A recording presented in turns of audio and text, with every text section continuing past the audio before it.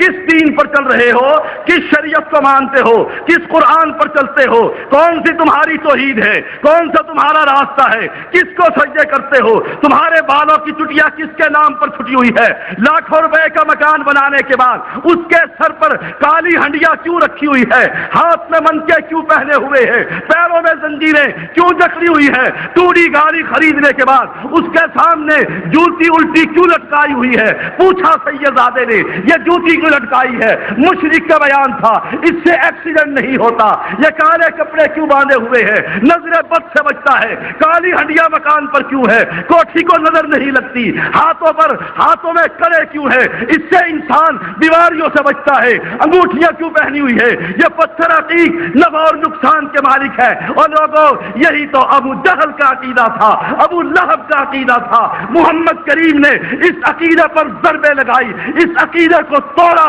اس عقیدے کے پیچھے طائف کے میدان میں پتھر کھائے، عہد کے میدان میں دان پڑوائے۔ جس لوگوں نے اس عقیدے کو چھوڑا زمین پر چلتے تھے، رب ان کی جوتیوں کی آواز زمین پر چلنے کی جنت میں سنا دیا کرتا تھا۔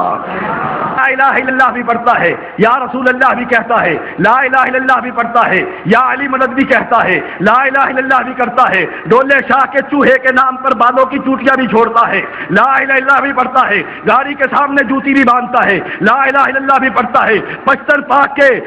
پاک کے 5 عقیق بھی پہنتا ہے تو لا الہ الا اللہ بھی پڑھتا ہے، امام ضامن کا تعویذ بھی پہنتا ہے تو لا الہ الا اللہ بھی پہنتا ہے، گلے میں 1 2 4 5 7 گنتی کے تعویذ بھی پہنتا ہے تو لا الہ الا اللہ بھی پڑھتا ہے، بابے کے نام کا بکرا بھی ذبح کرتا ہے تو لا الہ الا اللہ بھی پڑھتا ہے، بابے کے نام کے بابے کی قبر پر جا کر تو سجدے بھی کرتا ہے، لا الہ الا اللہ بھی کہتا ہے، بابے کے نام پر چادر بھی چڑھاتا ہے، لا الہ الا اللہ بھی کہتا ہے، تو پھولوں کی چادر لے کر گھر سے چلتا ہے، لا الہ الا اللہ بھی چلتا ہے، ڈھول کی تھاپ پر ڈانس کرتا ہوا اپنے بزرگ کی قبر پر جا کر ڈولی چڑھاتا ہے تو لا الہ الا اللہ بھی کہتا ہے، مسجد میں نماز بھی پڑھتا ہے، لا الہ الا اللہ بھی کہتا ہے، دربار میں پنکھا بھی لگا دیتا ہے تو لا الہ الا اللہ بھی کہتا ہے، مسجد کو بھی آباد کرتا ہے، لا الہ الا اللہ بھی کہتا ہے، جمعرات کو 11ویں بھی دے لیتا ہے تو لا الہ الا اللہ بھی پڑھتا ہے، تو سنیا جہان کا شرک بھی کرتا ہے۔ میں تجھے کیسے مانوں تو مسلمان ہے، میں کیسے کہوں تجھے لا الہ الا اللہ کی خبر ہے؟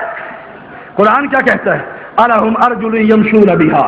ام لہم ایدی یبطشون بہا ام لہم اعین یبصرون بہا ام لہم آذان یسمعون بہا قل ادعوا شرکاءکم، ان کے ہاتھ ہیں پکڑنے کے قابل نہیں، پیر ہے چل نہیں سکتے، آنکھ ہے دیکھ نہیں سکتے، کان ہے سن نہیں سکتے، قل ادعوا شرکاءکم، بلا ملتان والے کو بلا، سندھ والے کو بلا، سرحد والے کو بلا، اسلام آباد کا بلا، وفاق کا بلا، صوبے کو بلا، ثم کیدونی فلا تنظرون، چلے چالے محمدی کے خلاف، عتیق شاہ کے خلاف، بٹوی کے خلاف، زیدی کے خلاف، سنی کے خلاف، وہابی کے خلاف اگر یہ کچھ کر سکتے ہوتے، رب کی قسم ہے ہم نے اسلام آباد کے اندر جس مسجد میں قدم رکھا 8 سال ہو گئے، گولڈا کی عید سے عید بجا کر دلائل کے ساتھ ثابت کیا، مرا ہوا کچھ نہیں کر سکتا، یہ کرنے والے ہوتے ان سیدوں کی زبان باہر نہ نکلتی۔